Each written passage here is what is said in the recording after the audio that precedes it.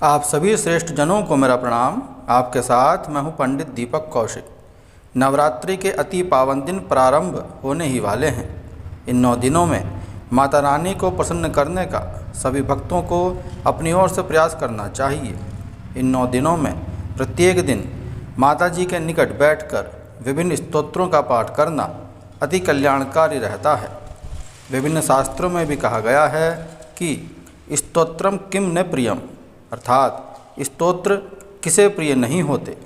स्तोत्रों को सुनकर माता रानी अति शीघ्र प्रसन्न हो जाती हैं।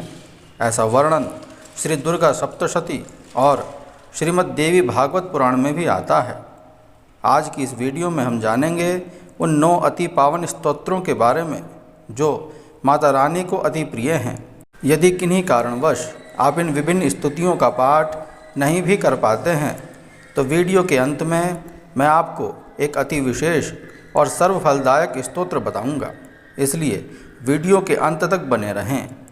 माता रानी के सर्वांग पूजन करने के उपरांत माता जी की एक स्तुति तो अवश्य ही गायन करनी चाहिए।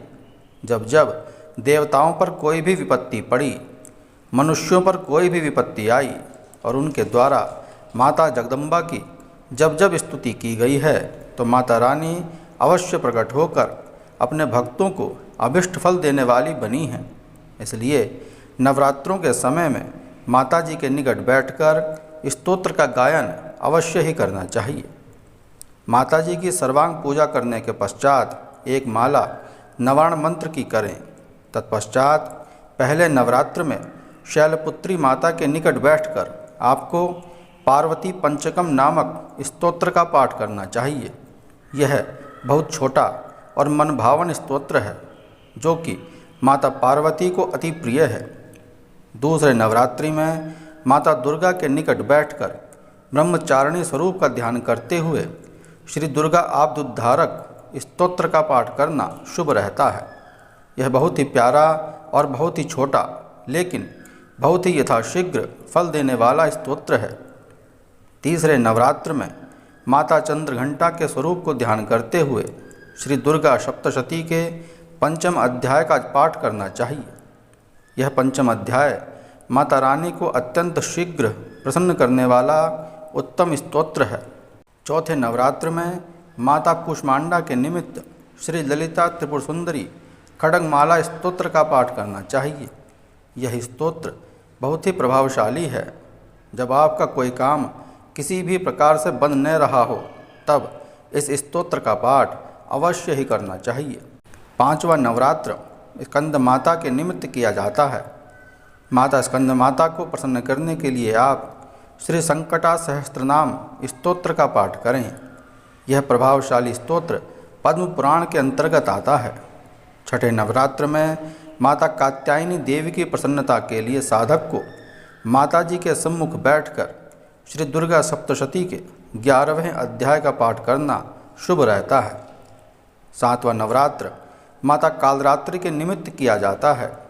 माता कालरात्रि से मन चाह वरदान प्राप्त करने के लिए भक्त को श्री महिषासुर मर्दनी नामक स्तोत्र का पाठ बहुत ही सहज और शुद्ध शब्दों में करना चाहिए। 22 पदों में रचित यह स्तोत्र बहुत ही प्रभावशाली है। यदि आप इस स्तोत्र को अच्छी प्रकार पढ़ सकें तो आपको विशेष फल की प्राप्ति अवश्य ही होगी। 8वां नवरात्र माता महागौरी के निमित्त किया जाता है। माता महागौरी से मनोवांछित वरदान प्राप्त करने हेतु उनकी प्रसन्नता के लिए साधक को श्री दुर्गाष्टकम स्तोत्र का बहुत मन लगाकर पाठ करना चाहिए। श्री ब्रह्म वैवर्त पुराण के श्री कृष्ण जन्मखंड के अंतर्गत स्वयं श्री कृष्ण अपने पिता नंद बाबा को समझाते हुए कहते हैं कि भगवान महादेव जी ने माता भगवती को प्रसन्न करने के लिए श्री दुर्गाष्टकम स्तोत्र का पाठ किया था।